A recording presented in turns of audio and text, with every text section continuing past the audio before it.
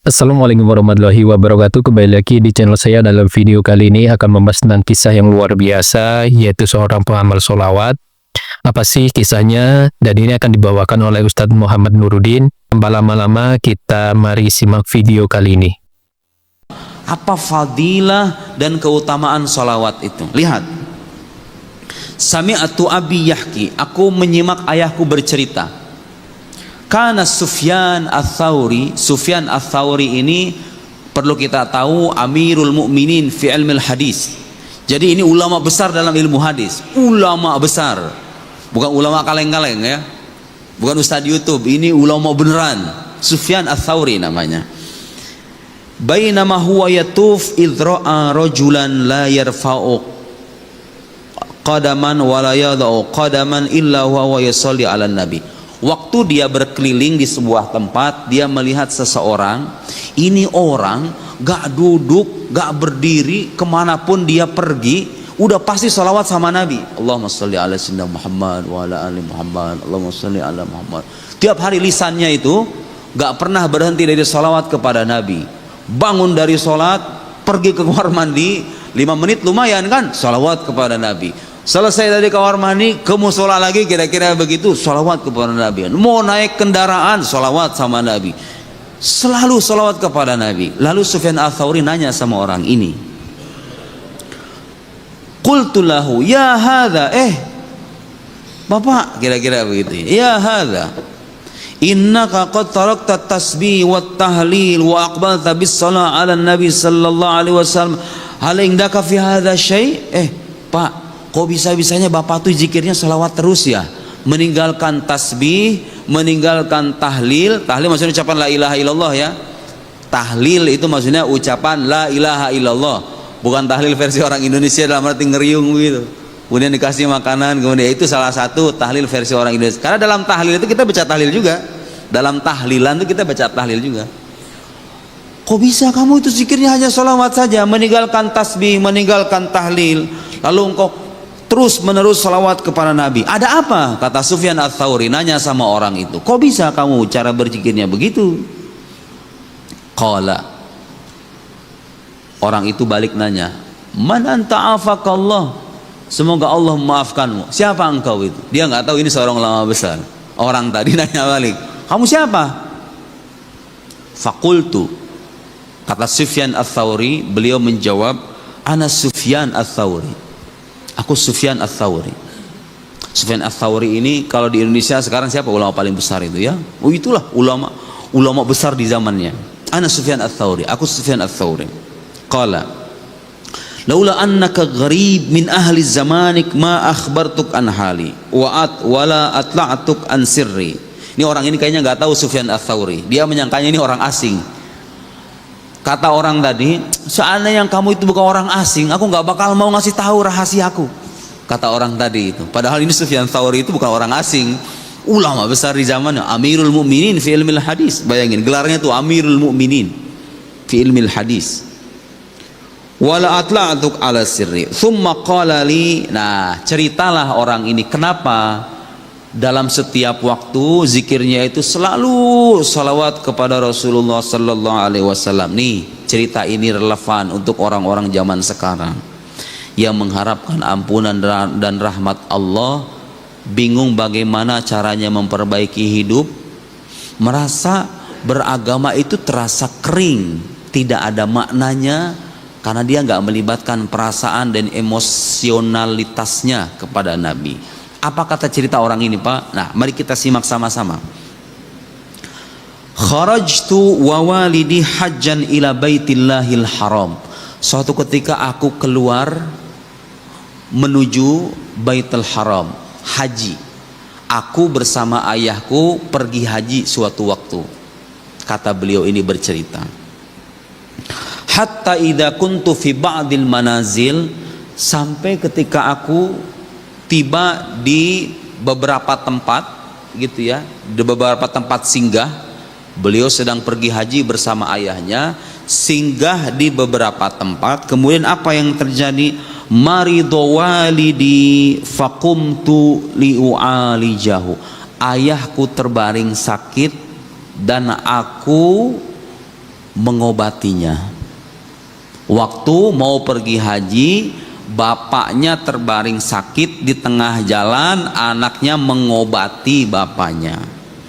Fabainama ana dzatil laila, di suatu malam hari, kata beliau ini melanjutkan ceritanya.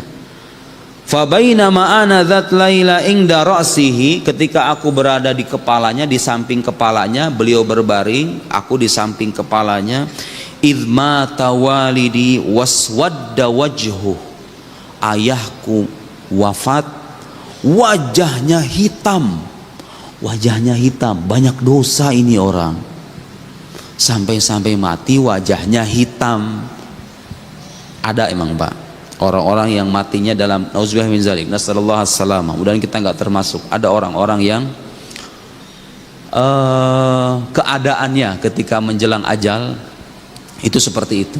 Ini ayahnya begitu, artinya ini banyak dosa ini orang ini. Fakultu, aku berkata ketika itu, inna lillahi wa inna ilaihi raji'un. Ini inna lillahi wa inna ilaihi raji'un, kalau kita paham maknanya itu mengajarkan ketabahan sama kita Pak. Inna lillah, sesungguhnya kami ini milik Allah. Ya udah, kalau udah milik Allah, Allah pengen ngambil, ya udah, sedih-sedih ya udah, sedih-sedih seperlunya, tapi jangan sampai tenggelam dalam kesedihan seolah-olah kalau dia nggak ada hidup aku juga akan tamat. Jangan, karena kita ini milik Allah. Inna lillah wa inna ilaihi raji'un, dan kita itu pasti akan kembali kepadanya. Dia sekarang wafat, aku juga nanti akan wafat, tinggal nunggu giliran doang, kan kira-kira begitu. Tuh ungkapan inna lillahi wa inna ilaihi raji'un itu ekspresi kepasrahan mutlak kepada Allah manakala ada musibah terjadi atau orang terkasihi meninggal. Kita ucapkan itu supaya kita tidak tenggelam dalam kekecewaan. Kata anak tadi ngelihat ayahnya wafat, udah gitu mukanya hitam pekat lagi. Inna lillahi wa inna ilaihi raji'un. Belum selesai ceritanya Pak. Fajadzabtul izar ala wajhi faghattaitu, ditariklah sarung atau kain untuk menutupi kepala ayahnya itu. Malu, mukanya hitam, malu, ambil kain ditutup itu kepalanya. Faghalabatni aini fanimtu, tiba-tiba aku tertidur ngantuk.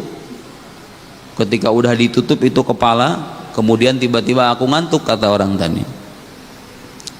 Fa idza ana bi rajul lam ara ahsan minhu wajhan wala anzab minhu thauban. Tiba-tiba di mimpi itu aku ketemu orang, tidak pernah aku menjumpai orang yang paling indah perawakannya selain orang itu. Wajahnya paling indah, bajunya paling bersih. Sementara ayahnya wafat dalam keadaan kepalanya hitam gara-gara banyak dosa. Di mimpi itu ketemu sama laki-laki yang seperti itu, bersih wajahnya, bersih bajunya, indah. Wala atyab minhu rihan, wanginya saya nggak pernah menjumpai yang lebih wangi ketimbang orang itu. Kata orang tadi, yarfa'u qadaman wa yadau ukhra, hatta dia berjalan, laki-laki itu yarfa'u qadaman wa yadau ukhra itu artinya berjalan. Hatta dana min walidi, mendekatlah laki-laki yang berperawakan bersih itu kepada ayahku, mendekat ke ayahnya. Apa yang terjadi Pak? Fakasyafal izar an wajhi, kain yang tadi ditutupkan oleh sang anak sama laki-laki yang berperawakan bersih ini dibuka. Kain penutup kepalanya yang hitam itu dibuka sama laki-laki tadi. Ini pendosa ya, pendosa. Fakasyafal izar an wajhi fa'ammara yadahu. Amarra artinya ini mengusapkan tangannya. Fa'amarra yadahu ala wajhi, kemudian wajah laki-laki tadi yang terbaring dengan wajah hitam pekat diusap sama laki-laki yang berperawakan bersih tadi, diusap. Fabyaddo, pas diusap tiba-tiba berubah menjadi putih. Tadinya hitam, hitam bekas dosa. Sama laki-laki tadi cuma dibuka kemudian diusap dengan tangannya bersih. thumma walla raji'an. Ya sudah, setelah itu laki-laki tadi balik lagi, setelah mengusap kepalanya kemudian balik lagi. Fata'allaqtu bi thawbihi, tapi aku tarik kainnya pas dia mau pergi. Selesai mengusap kepala ayahku, kata orang tadi, orang itu mau pergi, aku tarik bajunya. Ta'allaqtu bi faqultu, aku kemudian berkata, man antal ladzi manallahu ala walidika fi ardil ghurbah. Pak, bapak siapa yang bisa ngubah wajah ayah saya seperti ini di tengah keterasingan? Ini kan lagi perjalanan menuju haji, di tengah keterasingan gitu ya. Siapa? Terheran-heran anak tadi, sang anak terheran-heran, bapak siapa, kok bisa membuat ayah saya seperti ini? Kira-kira begitu terjemahan bebasnya. Qala, laki-laki yang berperawakan bersih tadi berkata, awama ta'arifuni, engkau tidak mengenalku? Ana Muhammad ibn Abdullah sahibul Quran, akulah Muhammad putra Abdullah yang membawa Al-Quran. Rasulullah sallallahu alaihi wasallam datang dalam mimpi, mengusap kepala ayahnya yang penuh dosa itu dengan usapan tangan Rasulullah, putih semuanya. Amma inna walidaka kana musrifan ala nafsihi, betul nak, ayahmu itu pendosa. Musrif itu Pak, bukan cuma pendosa, melampaui batas dalam berbuat dosa, melampaui batas. Jadi kalau misalnya maksiat, bukan maksiat bolong-bolong, emang kerjaannya maksiat. Kan ada yang kayak begitu orang. Maksiat itu sudah mendarah daging dalam kehidupannya. Kan ada itu yang kayak begitu. Amma inna walidaka musrifan ala nafsi, kana musrifan ala nafsihi, walakin, tapi kata Nabi apa? Kana yukthirus sholata alai. Allahu Akbar. Tapi ayahmu ini nak banyak membaca sholawat kepadaku. Falamma nazala bihi ma nazal, ketika dia ditimpa oleh musibah yang menimpa dia, sakaratul maut, maksudnya pas sudah sakaratul maut, Israil datang, istaghatha bi, dia minta pertolonganku. Itu adalah kisah tentang keajaiban sholawat yang dibawakan oleh Ustadz Muhammad Nuruddin. Jika kalian mempunyai testimoni atau mempunyai kisah-kisah tentang sholawat, kalian bisa komen di bawah untuk menjadikan motivasi orang lain. Semoga dalam video kali ini bisa bermanfaat untuk kalian. Assalamualaikum warahmatullahi wabarakatuh.